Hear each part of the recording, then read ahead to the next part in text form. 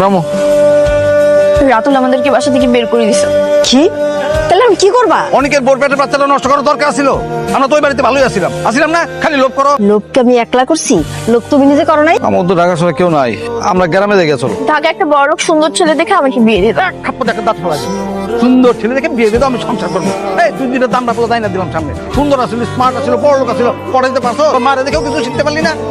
চল আমরা অনেকের শ্বশুর বাড়িতে যাই উঠি। অনেক আমাদেরকে ঢুকতে দেবে বাসায়? তোমরা দুজন আছো কি করতে? যাই ঠাস করে পাও ধরে ফেলাইবা, একদম পাও ধরে এমন ভাবে কান্দাকাটি করো যে জায়গা দিতে বাধ্য হইব।